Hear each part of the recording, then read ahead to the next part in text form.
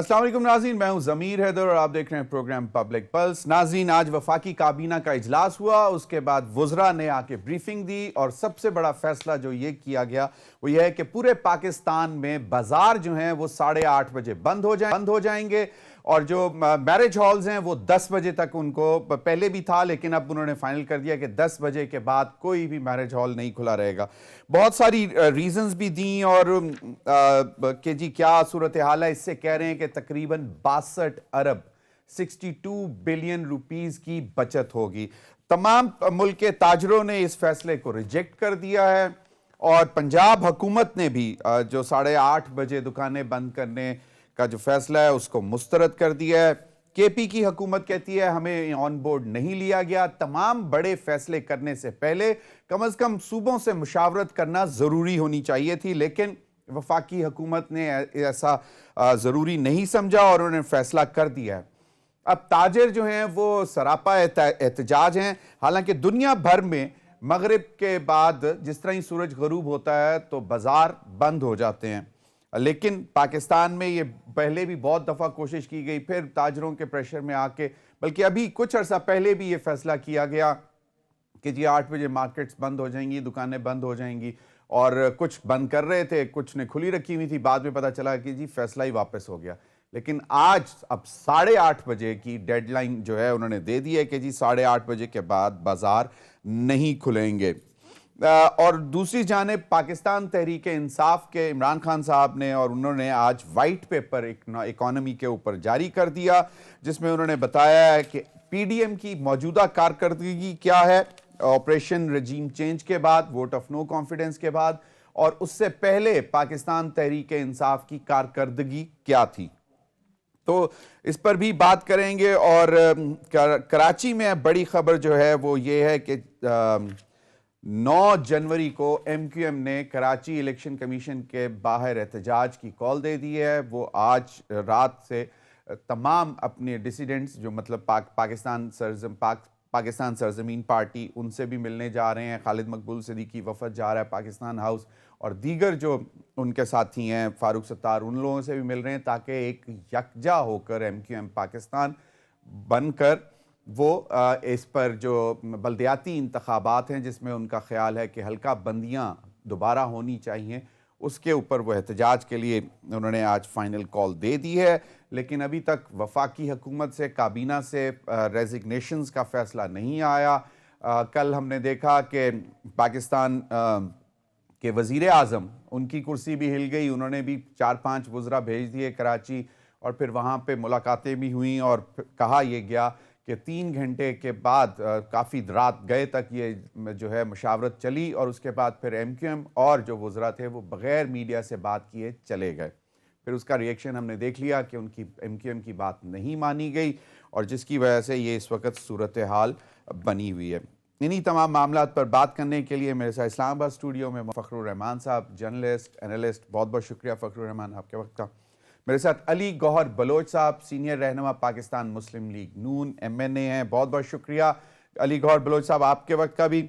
और हमें ज्वाइन करेंगे जमशेद इकबाल चीमा साहब, सीनियर रहनुमा पाकिस्तान तहरीक इंसाफ, और हम कोशिश करेंगे कि ताजिर बरादरी से भी उन कोई पॉइंट ऑफ व्यू लिया जा सके। अली गौहर बलोच साहब, बहुत अच्छा फैसला है, तकरीबन 62 अरब रुपए की बचत होगी। आप बहुत मुश्किल फैसले आप लोगों को लेने पड़ रहे हैं क्योंकि मईशत जो है वो काबू में नहीं आ रही, संभल नहीं रही। 76 की ऑलमोस्ट कैबिनेट है जिसमें माविन खुसूसी हैं, एडवाइज़र्स हैं, मिनिस्टर ऑफ स्टेट हैं, फेडरल मिनिस्टर्स हैं, 76, और उनके पे अच्छे खासे अखराजात होते हैं। तो अच्छा फैसला है, लेकिन अब ताजिर बरादरी और पंजाब हुकूमत ने भी मुस्तरद कर दिया और वो कह रहे हैं कि शायद उधर से भी केपी भी मुस्तरद करेगी। तो फिर किस तरह इम्प्लीमेंट होगा अगर 2 बड़े सूबे और पंजाब सबसे बड़ा सूबा? बिस्मिल्लाहिर्रहमानिर्रहीम। देखिए, सूरत हाल ये है कि जाहिर है कि आपको पता है कि हमारे मुल्क में ऑलरेडी एनर्जी का भी क्राइसिस है और इसमें कोई शक नहीं है कि मुआशी तौर पर बहुत बड़े चैलेंजेस हैं। तो मैं समझता हूँ कि इसमें तो जिस तरह से आपने अपने एंट्रो में बताया है कि जाहिर है कि कई तरक्की याफ्ता ममालिक में भी एक खास टाइमिंग है मार्केट्स खुलने की और कमर्शियल एक्टिविटीज की। तो ये तो कोई इतना बड़ा सेक्रीफाइस नहीं है। 10 बजे तक का टाइम जो शादी हॉल्स के लिए रखा गया है वो पहले भी 10 बजे का अगर उस पर इम्प्लीमेंट हो जाए तो मैं समझता हूँ कि वो भी मतलब है कि उस पर कोई मज़ायका नहीं है।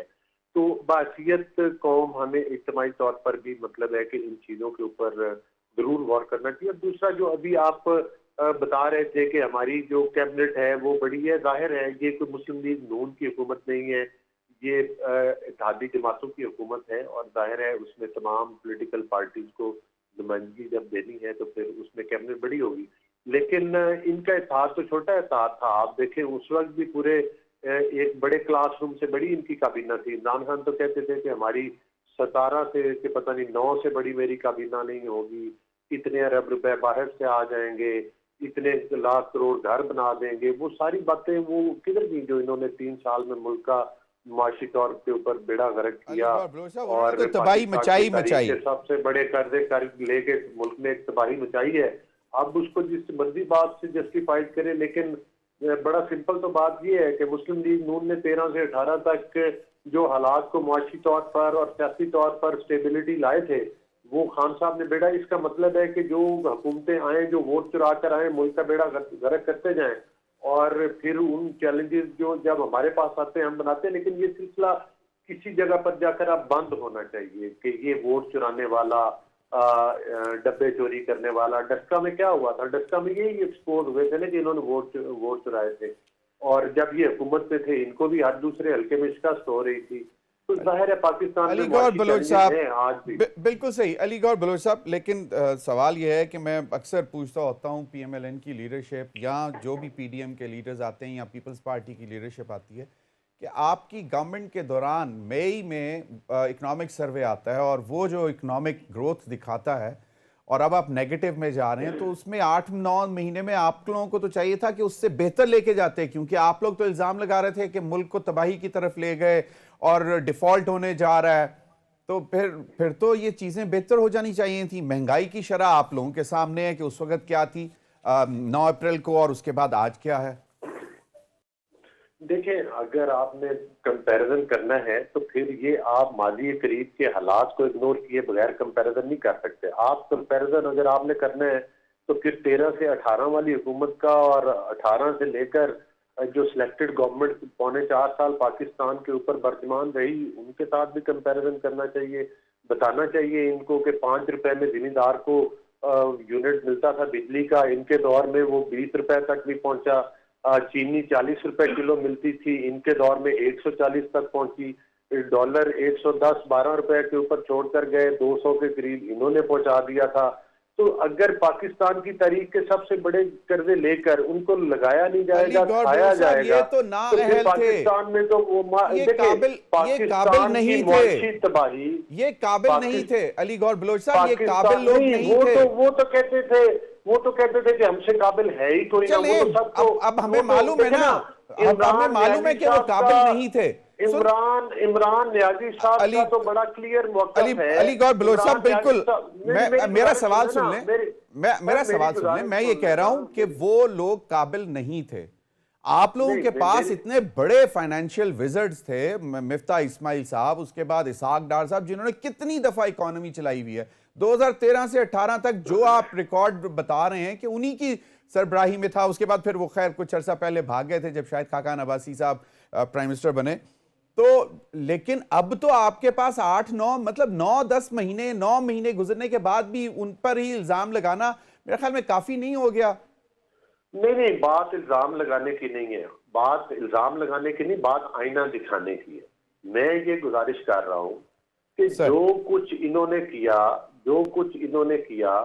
वो कोई ये नहीं था कि कोई सिर्फ माशी हालात खराब हो। असल में ये था कि इनको एक क्लीन चिट दी गई थी। सादिक और अमीन की जो झूठी डिग्रियां जारी की गई हैं और जो वो जवेद चौधरी साहब ने जो उन्होंने अपना कॉलम लिखा उसमें भी वो सारी चीजें आ गई और किस तरह से अपने सियासी मुखालफिन को दीवारों के साथ लगवाया झूठे मुकदमात में और पाकिस्तान का खजाना खाली किया। पाकिस्तान का खजाना खाली कर दिया। ये मैं अब चीमा साहब से पूछ लेता हूं। जमशेद इकबाल चीमा साहब, आप लोगों ने इतनी तबाही मचा दी कि 8-9 महीने बाद भी जो मतलब इतने जीरक फाइनेंस मिनिस्टर्स भी चीजों को नहीं संभाल पाए। देखें वो अली गौहर बलोच जो है, बलोच है ना, बलोच बहुत ताकतवर लोग होते हैं, बड़े तगड़े लोग होते हैं। इनकी बात मान लें, ये कहते हैं हमारे इस टेन्योर का कंपैरिजन ही ना करें, पिछले टेन्योर का करें। फिर ये कहेंगे मियाँ शरीफ साहब जो है वो 2 आने का लोहा किलो खरीदे थे, उसका कंपैरिजन करें, वो 2 आने का करके दिखाएं। भाई क्या बात कर रहे हैं, बच्चों वाली बात कर रहे हैं। बात यह है कि आप हुकूमत में हैं, आपसे परफॉर्मेंस पूछ रहे हैं कि आपकी 45% महंगाई हो गई, फिर 36% पिछले महीने आपकी महंगाई थी इसकी खाने पीने की चीजों की, इस महीने भी 34% आई है खाने पीने की। अब लोगों का तकरीबन 40% खर्च, एवरेज 40% के लगभग खर्च हो रहा है खाने पीने की चीजों पे। अगर खाने पे सिर्फ 40%, आटे पे अगर खर्च हो जाएगा तो बाकी बचेगा क्या?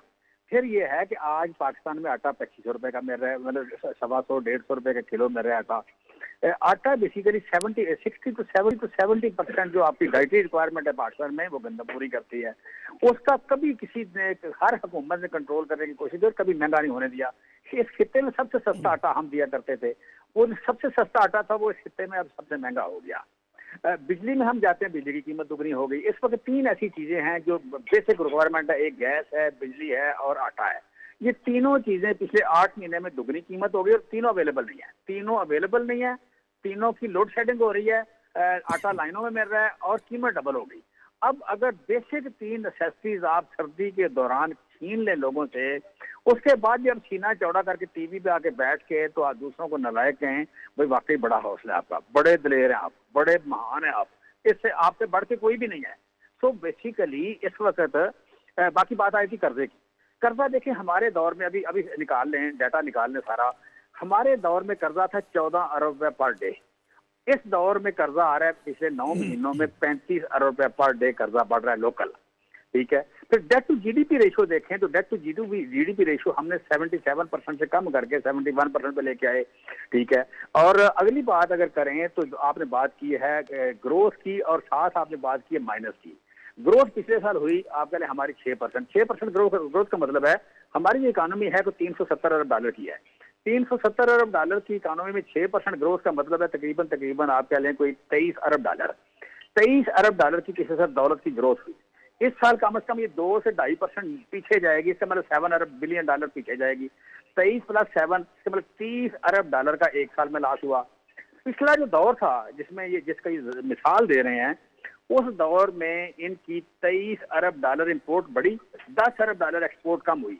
33 अरब डॉलर का टीका लगाम को कि इसके रिजर्व जो है कर्जा बढ़ गया, रिजर्व कम हो गए और जिस वक्त ये मौसूफ गए थे खजाने में 9.6 अरब डॉलर थे। सही चीमा साहब, हमने इनको चीमा साहब बिल्कुल आपने स्टैटिस्टिक्स दिए हैं, आई एग्री, लेकिन मरियम औरंगजेब साहिबा ने आज जो व्हाइट पेपर पे रद्द अमल दिया वो भी बड़ा दिलचस्प है। वो कहती हैं कि जनाब आप अपनी जो कारकर्दगी थी आप लोगों की, उसका भी तो रद्द जो है व्हाइट पेपर निकाल के सामने लेके आए, जो काले करतूत आपने किए, मतलब रिकॉर्ड कर्जा 75 साल का जो लिया 45 अरब डॉलर का, वो उन्होंने कहा। फिर मईशत को तबाह की, उन्होंने कहा काले करतूतों वाले, काला जादू करने वाले मिस्टर एंड मिसेस जिन्होंने मुल्क को माशी दिवालिये पर पहुंचाया, आपको व्हाइट पेपर जारी करते हुए शर्म आनी चाहिए थी।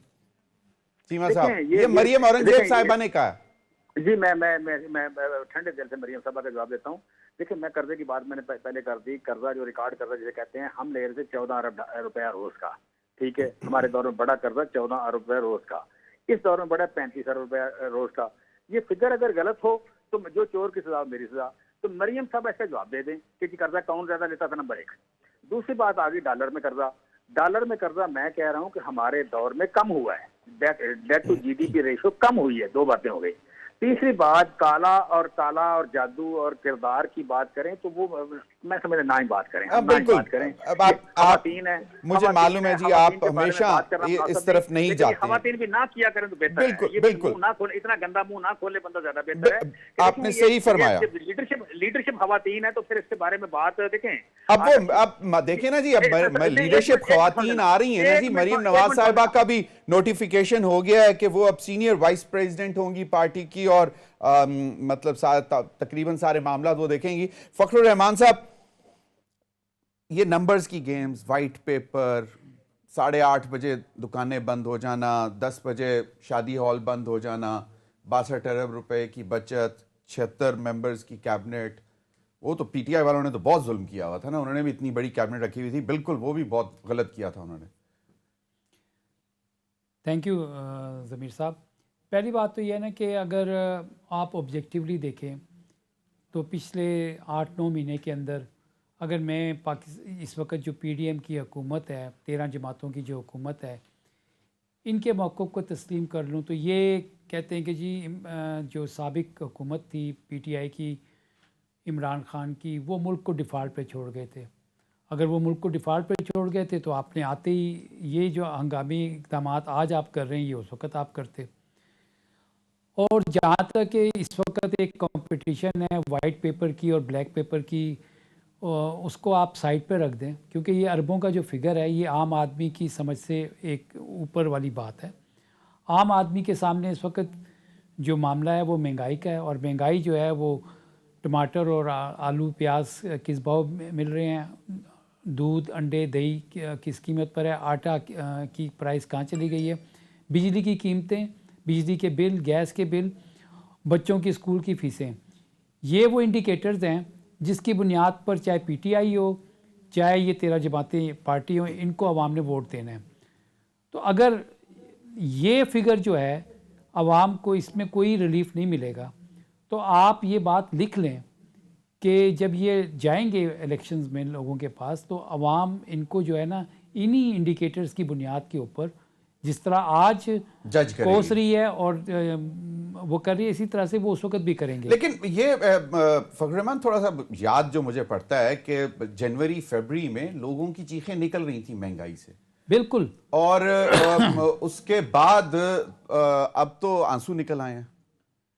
मैं आपको बताता हूँ, ये बात बिल्कुल रिकॉर्ड पर है कि इमरान खान साहब तो खुद कहते थे मुझे रातों को नींद नहीं आती, मैं सो नहीं सकता 18% की इन्फ्लेशन की वजह से। लेकिन जिन्होंने इक़्तिदार को संभाला था उन्होंने तो दावे किए थे कि हम महंगाई से आवाम की जान छुड़ाएंगे, हम ज़्यादा एक्सपीरियंस रखते हैं, हम तो 13 जमातों का एक अक्ल कुल हैं जो कि हम कंबाइंड विजडम जो है हम डिलीवर करके देंगे। लेकिन उसके बाद 45% पे आपने देखा कि इन्फ्लेशन रेट चला गया, और अभी जो आपकी दिसंबर का जो रेट आया इन्फ्लेशन का, महंगाई का, वो 25% के करीब आया है।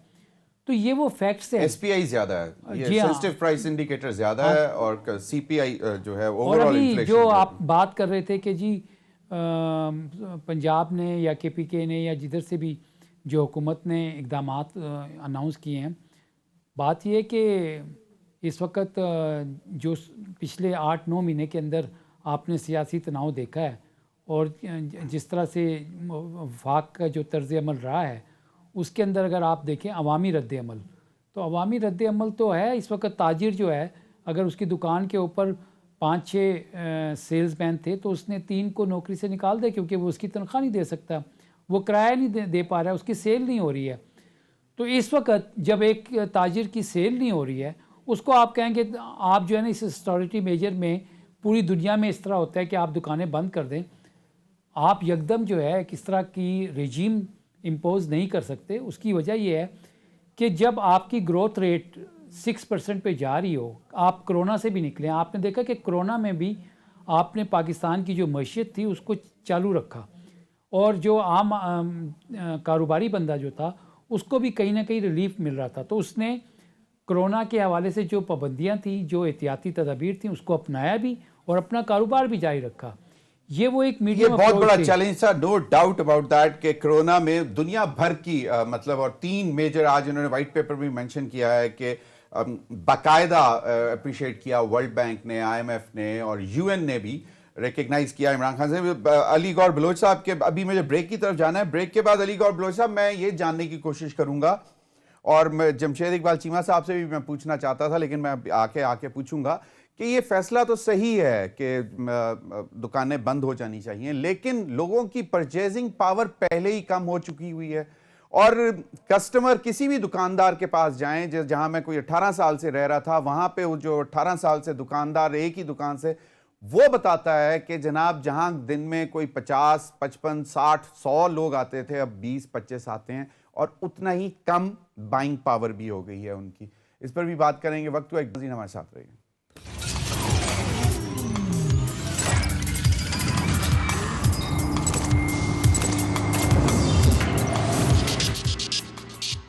वेलकम बैक नाज़रीन। हुकूमत का बड़ा फैसला, मार्केटें रात को 8:30 बजे बंद करने का फैसला और उसके बाद शादी हॉल रात को 10 बजे तक डेडलाइन।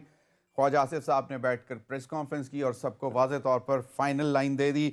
अंजुमन ताजरा, मरकजी सदर अंजुमन ताजरान पाकिस्तान अजमल बलोच साहब मेरे साथ मौजूद हैं। उनसे जानते हैं, क्योंकि हमने खबरें तो सुन ली कि उन्होंने इस फैसले को मुस्तरद तो कर दिया है।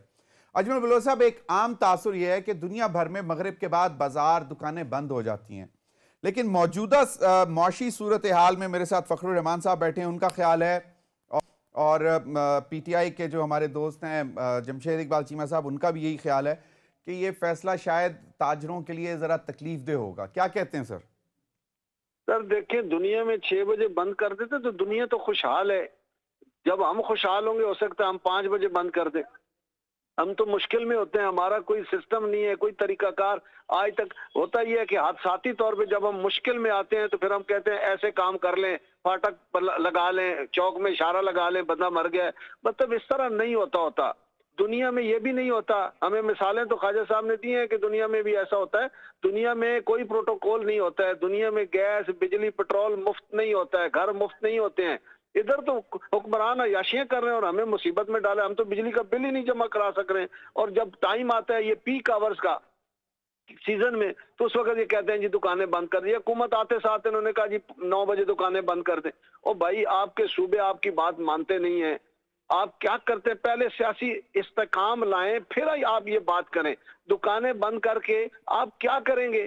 4 घंटों में हम 85 रुपए पर यूनिट के हिसाब से टैक्स मिला के हम अदा कर रहे हैं, और अगर ये पैसे नहीं होंगे तो आप मुल्क को कैसे चलाएंगे भाई? आप वो सेक्टर बंद करें जहां मुफ्त चल रही है, जहां पे चोरी हो रही है। आप उस पर तो काबू पा नहीं सकते, और आप हमें मुसीबत में डाले हुए हैं कि चलो जी दुकानें बंद कर दें जी, सोटा लेके आ जाए, DC साहब आ जाएंगे, मजिस्ट्रेट आ जाएंगे, पुलिस की करप्शन शुरू हो जाएगी। हमने इनको तजवीज दी थी ख्वाजा साहब को कि ख्वाजा साहब आप 9 बजे बिजली बंद कर दें, दुकानें बंद नहीं कराएं, हम 1 घंटा गुजारा कर लेंगे। या हम ऐसा करते हैं, 2010 में भी हमने ऐसा किया था कि हमने बिजली आधी जलाई थी। जो दुकानदार 10 लाइटें जलाता है, हमने उसको कहा 5 जला लें, 2 पंखे 1 पंखा जला लें, हमने बिजली पूरी कर दी थी। ये कोई तरीका नहीं है कि आप खुद अपने आप को बचाने के लिए, सियासी तौर पे आप अपने आप को बचाने के लिए मुल्क का बेड़ा गर्क किए जा रहे हैं। सनतकार आपसे परेशान है, दुकानदार आपसे परेशान है, जमींदार आपसे परेशान है। आम आदमी की हालत क्या हो गई है कि कोई आदमी कुछ चीज खरीद नहीं सक रहा है।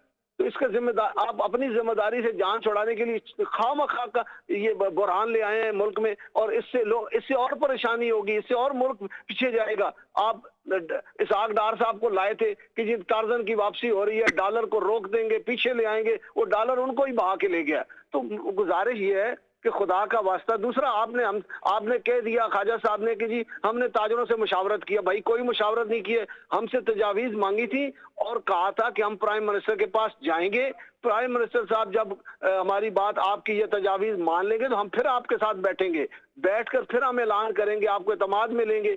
आज खुद से ऐलान कर दिया जी ताजरों ने हमें ये तजवीज दी। अजमल बलोच साहब, तो भाई ऐसा नहीं सही। अजमल बलोच साहब, कोई ले दे के दरमियानी रास्ता के जी 8:30 नहीं 9:30 कर दें या 10 बजे तक कर दें, या कोई मतलब कोई हो सकता है कि यहाँ बस नहीं ना कबूल ही नहीं है? और अगर लाइट बंद कर देंगे तो सिर्फ उस मार्केट की तो नहीं, वो तो पूरे एरिया की लाइट बंद होती है ना उनके, तो वो तो मसला फिर आम शहरी। नहीं सर, नहीं देखिए, हमने इनको कहा कि आप हमें बताएं। हमने 2010 में ये काम किए, हमने आधी बिजली जलाई है पूरी मार्केटों में, हमने ऐलान कर दिया। आज भी अल्हम्दुलिल्लाह मैं पूरे पाकिस्तान में कहूं कि जितनी बिजली आप इस्तेमाल करते हैं आधी करें, इंशाल्लाह लोग कर लेंगे। लेकिन हुकूमत जो है ना, ये इनका कोई इस वक्त सोच कोई और है। तो ये तो नहीं है। अजमल बलोच साहब, ये तो आपको वैसे ही कह देना चाहिए था ना, अपना दर्द दिल पाकिस्तान के लिए रखते हैं, आपको वैसे ही कह देना।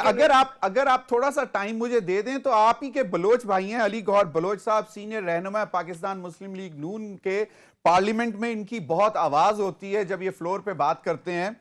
अली गौहर बलोच साहब, आपने सुन लिए अपने बलोच भाई के जो उनका दुख है, तो इसका किस तरह अजाला कैसे करेंगे?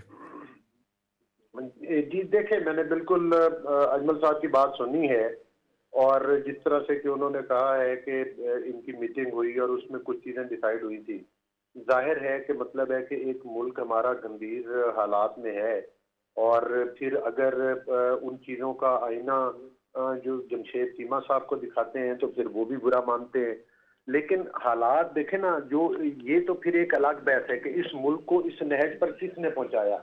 एक तरफ वो हुकूमत थी कि जिसने 20-20 घंटे की लोड शेडिंग को खत्म किया और बिजली पैदा करने के कारखाने लगाए, जिसने मुल्क में खादें सस्ती दी, जिसने मुल्क में ताजरों के हालात बेहतर किए, इकोनॉमी के हालात बेहतर किए, जिनको ये तस्लीम नहीं करते। और दूसरी तरफ इमरान खान साहब हैं जो कि हर बंदे को, अपने अलावा वो कहते हैं कि हर बंदा चोर है। कोई सहाफी बात करे, उन पर तनकीद करे, वो कहते हैं लिफाफा सहाफी है। कोई अदालत उनके खिलाफ कोई बात कर दे, फैसला दे दे, तो वो खड़े होकर स्टेज पर उसको तो धमकियां लगाना शुरू कर देते हैं, चाहे वो खातून जज ही क्यों ना हो। अली गौहर बलोच साहब सवाल ले लें। चलें, वो आपकी बिल्कुल जायज तनकीद है इमरान खान साहब की हुकूमत पर, इमरान खान साहब की पर्सनल कंडक्ट के ऊपर उनके जो इल्जामात लगाते रहे। अब इस मसले का हल कैसे होगा? करोड़ों लोगों का कारोबार तबाह हो जाएगा। जो अभी अजमल बलोच साहब ने बात की है, मतलब अगर कोई और रास्ता नहीं निकल सकता था? आप इनकी आवाज नहीं बनेंगे? नहीं देखें, बिल्कुल इसमें तो कोई दूसरी राय नहीं है कि जो ताजिर बरादरी है वो हमारे मुल्क की रीढ़ की हड्डी है, और जाहिर है कि इनके ताउन के बगैर तो ये मुल्की फैसले जो है वो कामयाब नहीं हो सकते। लेकिन उसमें गुजारिश ये है कि ये इन मामला पर जिस तरह से कि हम मुआशी तौर पर जिन मसाइल से गुजार है हमारा मुल्क, तो उसमें ज़रूरी है कि हमें मुनासिब कौम कुछ फैसले करना है और कुछ उनके ऊपर अमल। अजमल बलोच साहब कह रहे थे कि अपने प्रोटोकॉल्स खत्म कर दें। आपके जो इतने पर्क्स, जो इतने हजारों लीटर पेट्रोल का मिलता है सबको, मिनिस्टर्स को, मिनिस्टर ऑफ स्टेट्स को, एडवाइजर्स को, जो और बाकी जो होते हैं मामले खसूसी, मतलब उनको, तो अपने प्रोटोकॉल्स खत्म।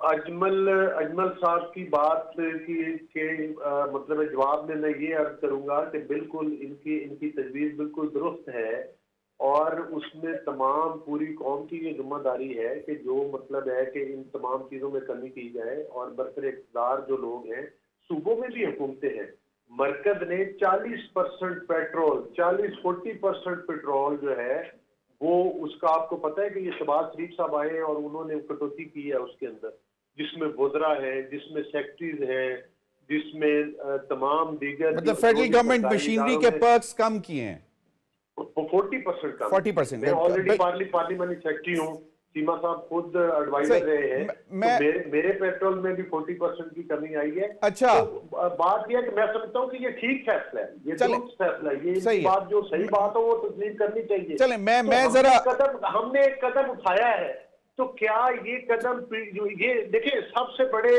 तो इस बात के लंबरदार न्याजी साहब बनते थे, जो कहते थे कि मैं मतलब प्रोटोकॉल नहीं लूंगा। आपने न्याजी साहब के प्रोटोकॉल देखे थे? वो आप सही कह रहे हैं, आप सही कह रहे हैं। आज सूरत ये कि जो गैर कानूनी तौर पर हेलीकॉप्टर इस्तेमाल करते रहे, उसको भी कानूनी तौर पर केपी में लेजिटिमाइज किया, बिल्कुल गलत है। रिक्शे भी लोग इस तरह इस्तेमाल नहीं करते। आप सही कह रहे हैं, हेलीकॉप्टर को किया है। अली गौहर बलोच साहब, बिल्कुल आपने वो जो कानून साजी हुई है गलत हुई है, वो गलत हुई है। मैं मानता हूं जो केपी में कानून साजी हुई है गलत हुई है। मैं आपकी बात को बिल्कुल 100% इत्तेफाक करता हूं कि आपने मजे ले लिए और उसके बाद कानून साजी कर दी। जमशेद इकबाल चीमा साहब, मेरे साथ अजमल बलोच साहब भी हैं, वो वाज़े तौर पर कह चुके हैं कि जी हमें ये फैसला हुकूमत का कबूल नहीं है। वो ऑल पाकिस्तान जो हैं वो मरकजी सदर हैं, प्रेसिडेंट हैं अंजुमन ताजरान के पाकिस्तान के।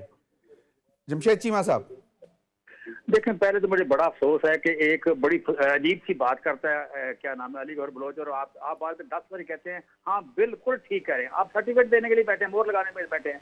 यार एंकर के तौर पर काम करें, आपको ऐसे लगता है जैसे सर्टिफिकेट दे। बिल्कुल ठीक कह रहे हैं, थोड़ा बिल्कुल भी जोर कम लगाएं, तो हमें पता लगे कि आप न्यूट्रल हैं।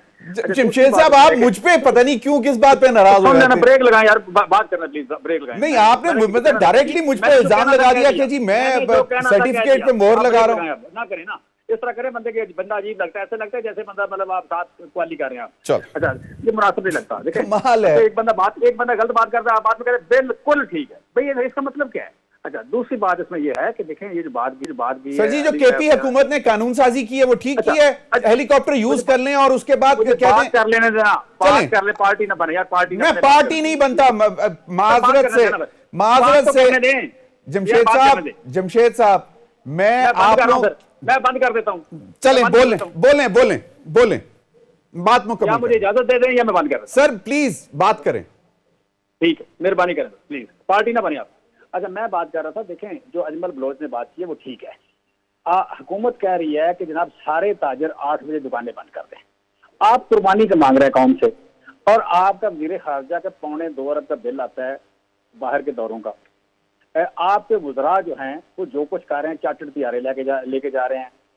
वज़ीर आज़म और वज़ीर आज़म के बच्चे जो हैं, जिन मुल्कों में कोई मुल्क ऐसा नहीं जहाँ भी मांगने चले नहीं गए, और साथ बच्चे जा रहे हैं वो साबिक़ वज़ीर आज़म के भी, मौजूदा वज़ीर आज़म के भी। कौन सा ऐसा एक्सपेंस है जो कम हुआ हो? कौन सी ऐसी रिश्वत है जो कम हुई हो? कौन सा ऐसा आप चले किसी जगह की कुर्बानी इनकी नजर आए तो फिर जाके कहें कौम से कि जी आप भी कुर्बानी दे दे, कौम दे देगी। दूसरी बात इसमें यह है कि आप एक फेलियर को एक प्रेजेंट कर रहे हैं जैसे एक बड़ा को कारनामा कर रहे हैं, आप सख्ती कर रहे हैं, ये कर रहे हैं, वो कर। तीसरी बात इसमें यह है कि फर्स्ट ऑफ ऑल आप डिसाइड करें कि आप मार्शल लॉ हैं या आप हाइब्रिड गवर्नमेंट है या पॉलिटिकल गवर्नमेंट है। कि आपकी गवर्नमेंट है इस्लामाबाद में, आप फैसले कर रहे हैं पंजाब के, आप फैसले कर रहे हैं केपी के और हुक्म भेज रहे हैं। आप मार्शल लॉ एडमिनिस्ट्रेटर हैं, आप डंडा हैं, आप क्या मतलब आपके पास है क्या कि आप जाके फैसले वहां के कर रहे हैं? फिर अगर आपको फैसला करना होगा कि आपकी हाइब्रिड गवर्नमेंट है या उनकी बुनियाद पे आप बड़ी बड़ी बातें कर देते हैं। आपने आज कल आपने मीटिंग की, आपने सिक्योरिटी काउंसिल की।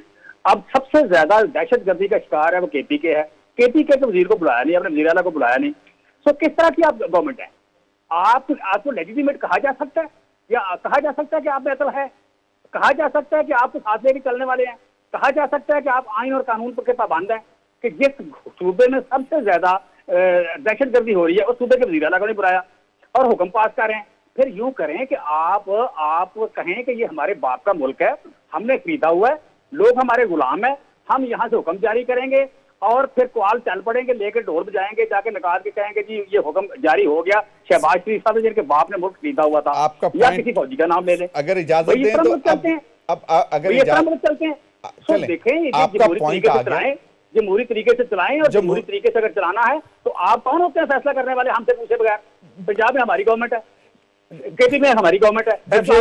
साहब वैसे फिर उस 22 किलोमीटर में कर दें जहां आपके तीनों एमएनए हारे हुए हैं, जहां पर इलेक्शन से भागे हुए हैं। आपके औकात क्या है? जमशेद इकबाल चीमा साहब बड़ी बड़ी बातें करते रहते हैं। ओहो, जमशेद इकबाल चीमा साहब, जमशेद इकबाल चीमा साहब, इस वक्त मुल्क का सबसे बड़ा मसला मईशत और दहशतगर्दी है, और वहां पे आपका और पंजाब की हुकूमत का रौला पड़ा हुआ है कि जी वो उनको हटाया जाए, और उधर बल्दियाती हुकूमत का रौला पड़ा हुआ है कि बल्दियाती इंतखाबात का। अवाम की तो कोई सोच ही नहीं रहा ना। फखरुर रहमान साहब, अवाम की ही सर मैं आता हूं सर आपके पास। ऐसे आप ना एप्पल और बनाना को इकट्ठा ना करें, ये दो अलग चीजें हैं।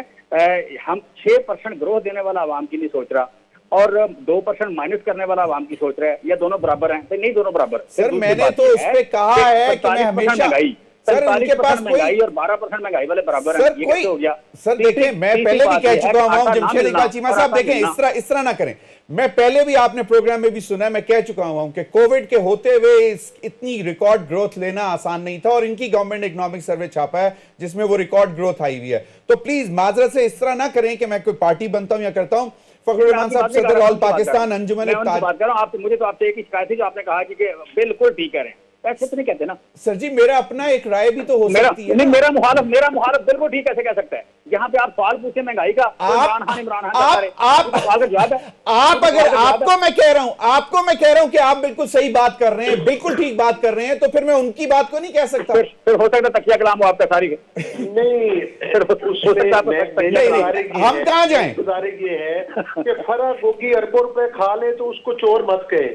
नहीं, एक मिनट अली गौर साहब, मैं आता हूं आपकी तरफ। एक मिनट अली गौर साहब, आपको भी टाइम मिलेगा। अली गौर साहब इस तरह नहीं ना, अली गौर साहब आपको टाइम दूंगा।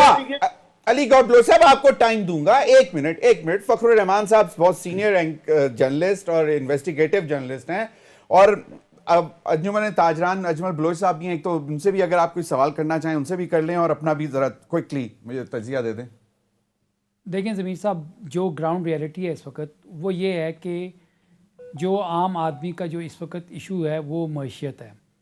डिफ़ॉल्ट जो है ना वो घर घर में हो चुका है, और लोग जो है ना वो हाथ में बेलचा और कुदाल लेके मेरे ख्याल में खड़े हुए हैं, और एक कब्र वो अपनी बनाएंगे और दूसरी कब्र वो अपने नुमाइंदों की बनाएंगे जिनको उन्होंने वोट देकर भेजा हुआ है।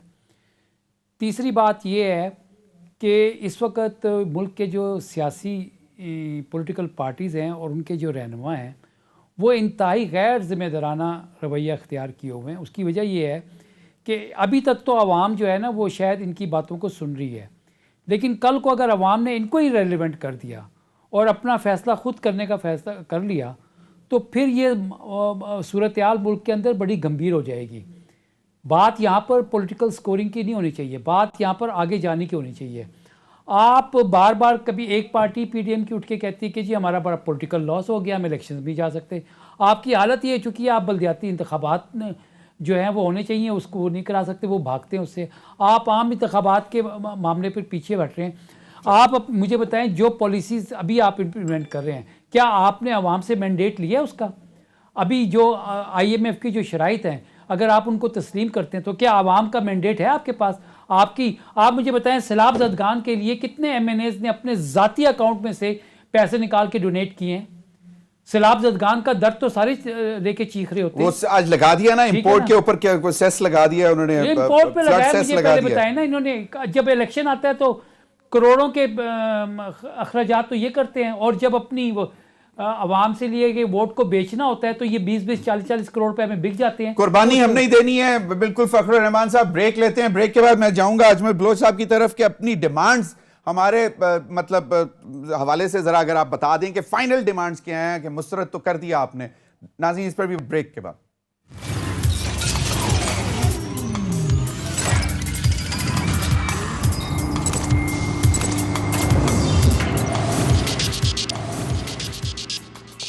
Welcome back. Ajmal Baloch sahab, final demands. देखिए बात यह है कि ये ताजर दोस्त हुकूमत है, इनको चाहिए था कि जो हमने तजावीज दी थी उनको रद्द न करते ख्वाजा आसिफ साहब, उस पर अमल करते तो बेहतर रास्ता निकलता। दूसरी बात यह है कि देखिए हम समझते थे कि कोरोना में हम बड़े मुश्किल है, हमें पिछली हुकूमत के खिलाफ भी एहतजाज कर रहे थे, लेकिन आज हमें लग रहा है कि नहीं यार उन्होंने हमें रिलीफ दिया है। आज ये सब कुछ ठीक होते हुए हमें क्यों नहीं रिलीफ दे रहे हैं? हम क्यों हमें मुश्किल में डाल रहे हैं?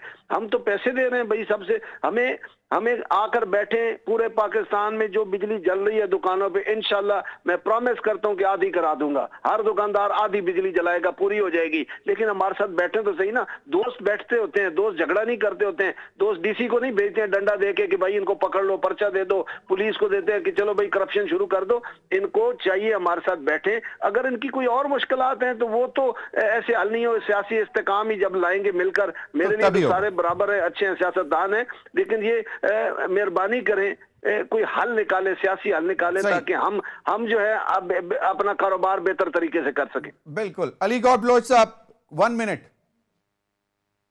जी देखिए, बात ये है कि चीमा साहब अभी बात कर रहे थे और फौरी तौर पर कहते हैं मुखालिफ। मैं तो इनको मुखालिफ नजरियाती इख्तिलाफ हो सकता है, मुखालिफ नहीं है, लेकिन बात ये है कि अगर ये कहें कि इनको आईना दिखाना बंद कर दे, हम फरागोगी की चोरी का जिक्र ना करें, हम इन्होंने जो कोरोना का फंड खाया उसका जिक्र ना करें, हम इन्होंने जो चूना चीनी और आटे में लगाया उसका जिक्र ना करें, फॉरेन फंडिंग केस में ये अरबों खा गए उसका जिक्र ना करें, तो ये तो फिर इनकी खामख्याली। आईना तो हम इनको दिखाते रहेंगे चाहे ये बुरा मानते रहे, ये इन बातों का तो तज़किरा होता रहेगा। इनको पाकिस्तान की आवाम को भी जवाब देना पड़ेगा और इन चीजों की रिकवरी भी इनको करनी पड़ेगी।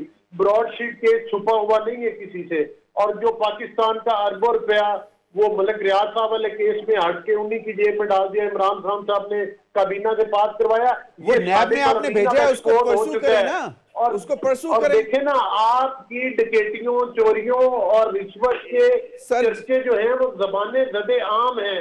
अब आप जेली सादिक और अमीन इस कौम को बन के जो सर है जी, ना वो मतलब सच नहीं साबित कर सकते कि आप वाकई सादिक और अमीन हैं। चलें आप चलें, एक आपका सोच पॉइंट आ होती गया, है, आपका ईमान पॉइंट आ गया, मेरे से- पास टाइम कम है, मैं अब चाहता हूं जमशेद इकबाल चीमा साहब, योर टेक सर, फाइनल। जी जी जी। हेलो, सवाल क्या है? जी जी, आप सर, मैं कह रहा हूं कि आप बताएं कि क्या मामला, जिस तरह बिलावल साहब ने भी कहा है कि पार्लियामेंट में आ जाएं, बैठकर मुल्क के हालात के अच्छे करते हैं, हो सकता है जुलाई में इंतखाबात भी हो जाएं। देखिए, मैं समझता हूँ कि ये इंतखाबात से जिस वक्त थोड़ा सा कोई हमें देंगे नाड़ तो हम जरूर आएंगे, सही, असेंबली में आ जाएंगे। ठीक। लेकिन अगर सिर्फ पॉइंट स्कोरिंग हो या खराब करना हो जिस तरह पहले कर रहे हैं या चक्कर देने की कोशिश, तो वो देखें हमें भी नजर आ रहा है क्या करेंगे। तो दूसरी बात ये कि सियासतदानों अपने आप पे डिपेंड करेंगे। सही, ये डंडे पे या डंडे वालों पे डिपेंड करके अगर ये मुलाकात करना चाहते हैं हम नहीं करेंगे। नहीं उससे सर, फायदा इस नहीं। दफा तो अभी तो सिर्फ हुकूमत है, मतलब और तो कुछ नहीं है, लेकिन यकीनन मसले बहुत बड़े बड़े हैं और आप लोगों को भी उसका दर्द है और सबको है, क्योंकि अब आपके स्टेक्स सबसे ज्यादा हैं, मतलब तमाम पार्टीज के, तमाम वही पार्टीज बात है कि ये बेसिकली पहले तय कर लें कि ये जमहूरी गवर्नमेंट है। चले तो हाँ। चलें, आपका पॉइंट आ गया सब। फखरुर रहमान साहब, फाइनल टेक। देखिए, मैं आपको ये बता दूं कि पीडीएम की जो हुकूमत है वो ना सिर्फ सियासी तौर पे डिफ़ॉल्ट कर चुकी है, उन्होंने मुल्क को भी माशी तौर पे डिफ़ॉल्ट कर दिया है। अब इनका सबसे बड़ा मसला है कि ये इलेक्शन से भाग रहे हैं, और अगर इन्होंने मज़ीद कुछ इक़दाम करने हैं तो बेहतर है कि इलेक्शन में जाएं, आवाम का मैंडेट लें, उसके बाद फिर आवाम अगर इनको मैंडेट दे देती है तो फिर जो मर्जी फैसले खान साहब ने भी जिस तरह आज और कहा है कि जी ये सारे फैसले ये काउंटर प्रोडक्टिव हैं। ये जितने भी, चाहे अपनी ओपोजिशन इमरान खान के खिलाफ जितने भी इकदाम किए, आप देखें मुकदमे पे मुकदमा किया है। क्विकली होता क्या नजर आ रहा है? अगर ये डिलीवर नहीं कर पा रहे, मईशत तबाह हो गई, ताजरान सड़कों पे आ जाते हैं, मामला कहां जाएंगे, किस तरफ जा रहे हैं? मेरा ख्याल है मामलात जल्द इलेक्शंस की तरफ जा रहे हैं। जल्द इलेक्शंस की तरफ जा रहे हैं? Are you serious? जी जी, मैं बिल्कुल सीरियस हूँ, इसके अलावा कोई हल नहीं। आप वो तो कहते हैं हमारा पॉलिटिकल लॉस हुआ, आप अभी कह के हटे हैं, तो वो कहते हैं हम अफोर्ड ही नहीं कर सकते इन हालात में इलेक्शंस में जाने का। अब आपके फैसले हैं, उसके अच्छे नताइज और बुरे नताइज के आप खुद ही जिम्मेदार हैं। चल, बहुत बहुत शुक्रिया फखरुर रहमान साहब, जमशेद इकबाल चीमा, अली गौहर बलोच और अजमल बलोच साहब। नाज़रीन, अब तक के लिए इतना ही, इजाजत, अल्लाह हाफिज।